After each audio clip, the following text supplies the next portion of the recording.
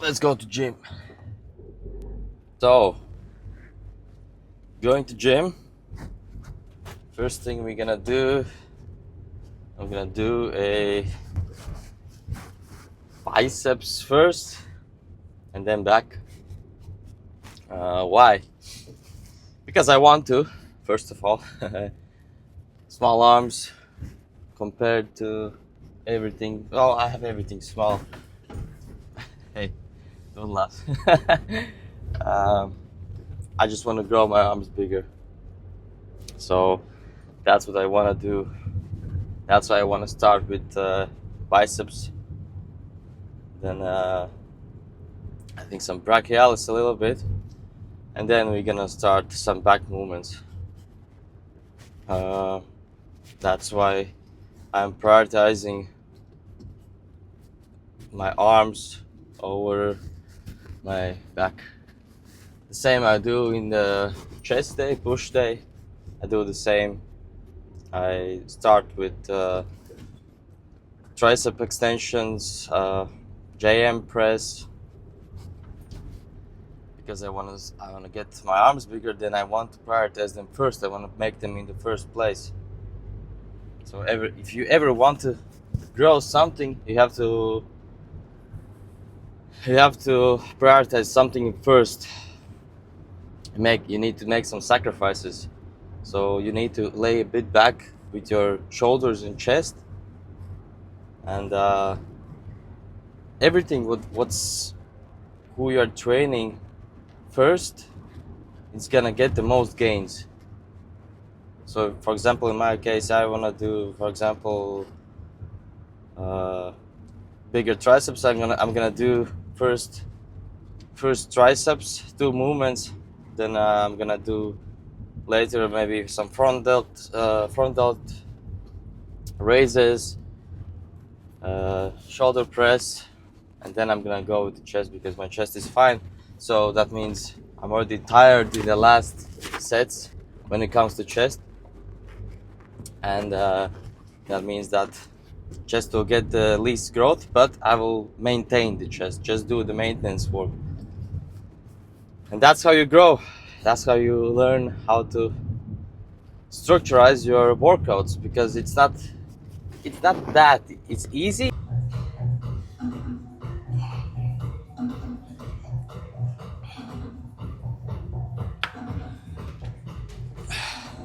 Hello, Smiley.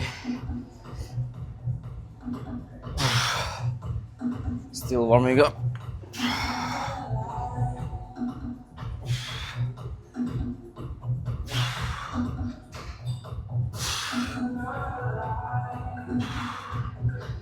First workout. Alternating bicep curls. Stick to something what you like the best and you connect the best as a first movement. And where you can handle the most weight, I suggest that. So for me, this is it.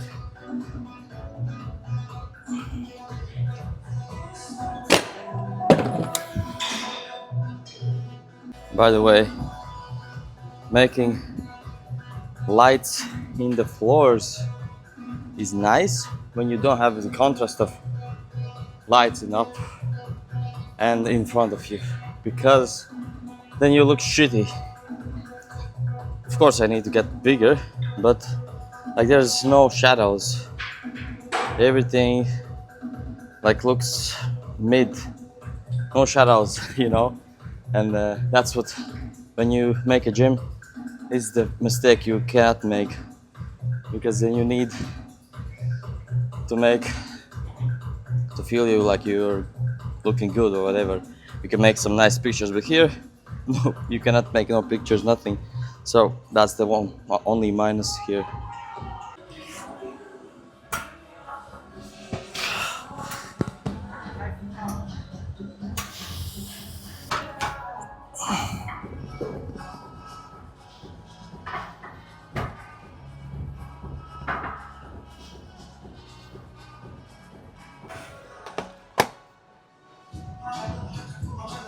So you can do this in 2 ways. One is for your traps, and one is for your delts and your upper back. So pretty much, of course, they all work simultaneously. But my goal is to do the real delts more, so I focus it all the time. I try to think about the squeeze, and I don't tuck my elbows really down, but I do it like 45 degrees, not too high, not too low, so I don't engage my traps too much. I just think about my real delts. It's easy to say, but harder to do maybe for someone, but I'll demonstrate this. It's already my first working set, and I do two reps in reserve. You're gonna see how 2 reps in reserve looks like.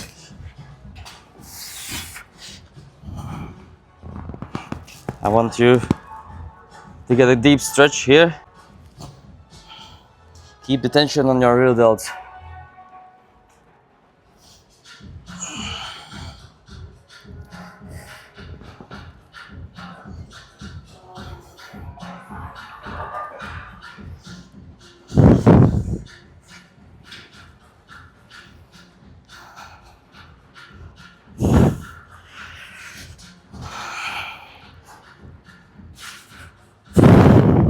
Why first was this movement? Because I can load it a ton. Well, this is not a ton, this is a little bit, but it's really hard. I feel it there, and I feel it the most, and I can load it the most, almost, if you don't count barbell bent over rows or something like that. But this is where I can contract it and I can feel the connection. So you have to choose the first movement, who's gonna be the most, who you can load, most intense, and where you can progress weekly, pretty substantially. Of course, with the help of back a little bit, upper traps, of course, everything works. But the main thing what is working is my aerial delts. So that's the little tips here. See you in the next.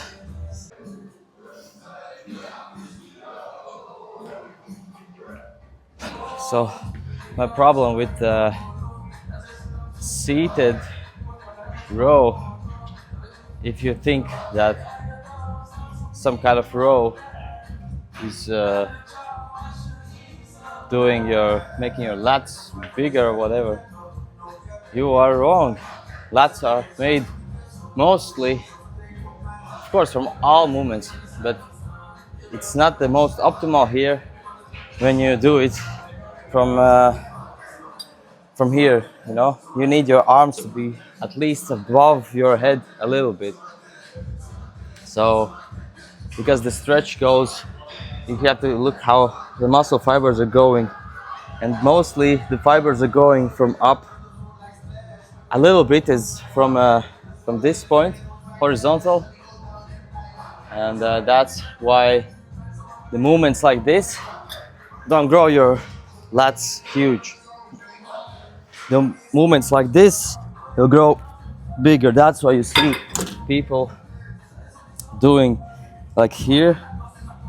That's why all these pull downs and everything, that's why that's important. But this, I don't recommend this for anybody to grow your lats, and especially when I see, of course, you can do close with your body, but that's again rhomboids and everything. That you don't need that. You need to go to the lat pull downs, and this is not what you want. If you want to grow your lats bigger, my recommendation: don't do this if you wanna have bigger lats. You're gonna have bigger overall back, but not lats. So keep in mind that.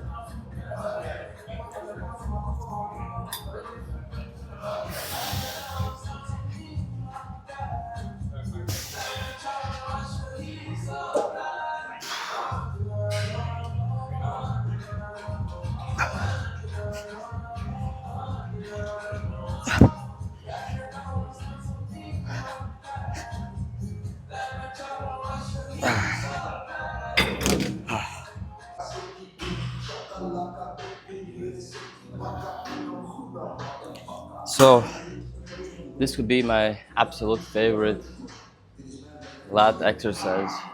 Why? first of all, gives the best stretch I've ever had in my lats.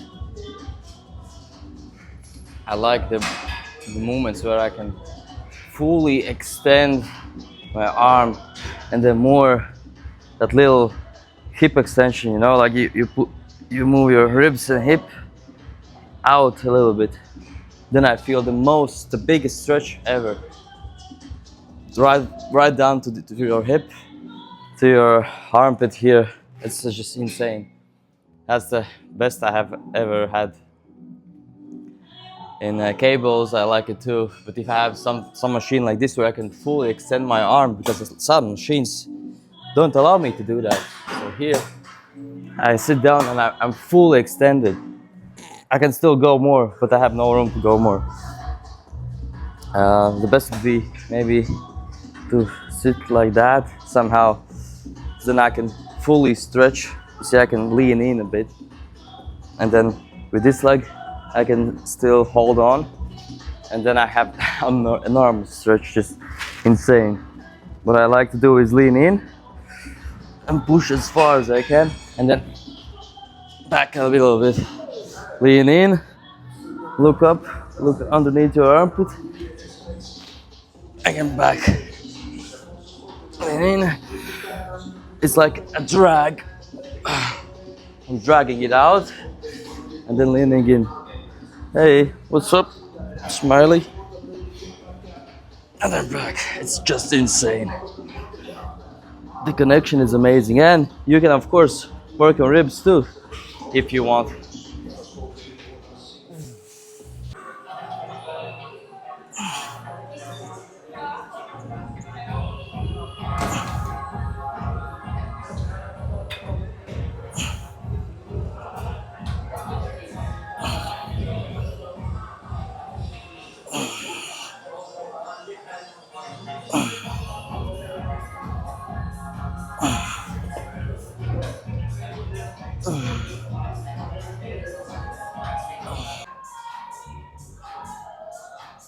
So I don't know, kind of invented, but didn't invented this forearm extender machine.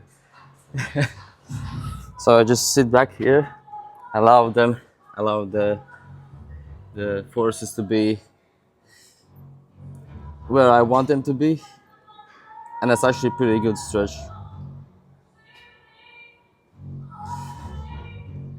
It's really hard actually. Ah. Ah. Ah. Maybe try it out. Who knows? Maybe you like it.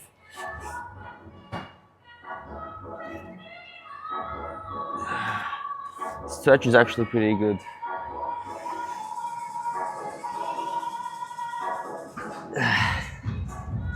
You could leverage your arm a bit more, then it's more bias of a stretch.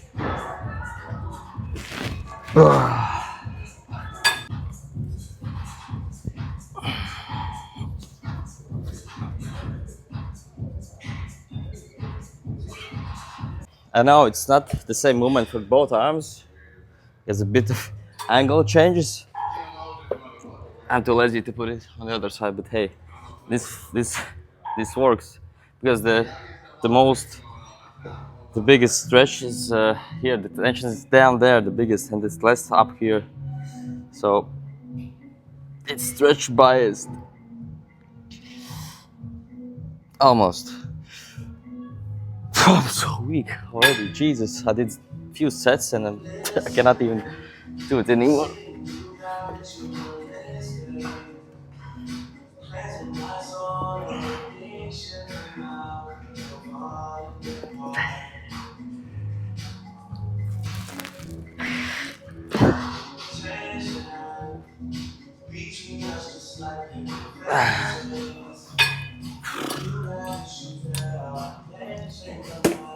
Yeah, this is interesting. Fucking amazing feeling, actually. Ah. Ah. Ah. Ah.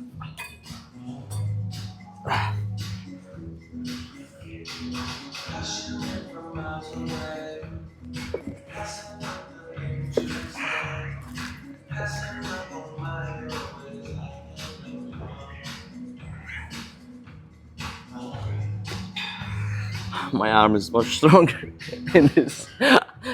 Don't ask me why. Ah, whew.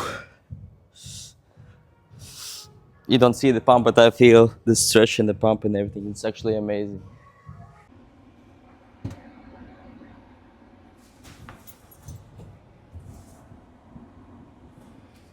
So, this was my workout. Hope you liked it. My first vlog-ish tip YouTube video.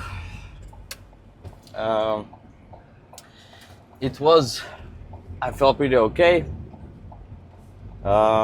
Tried some new things for my forearms, so maybe if you like it, you can try it too.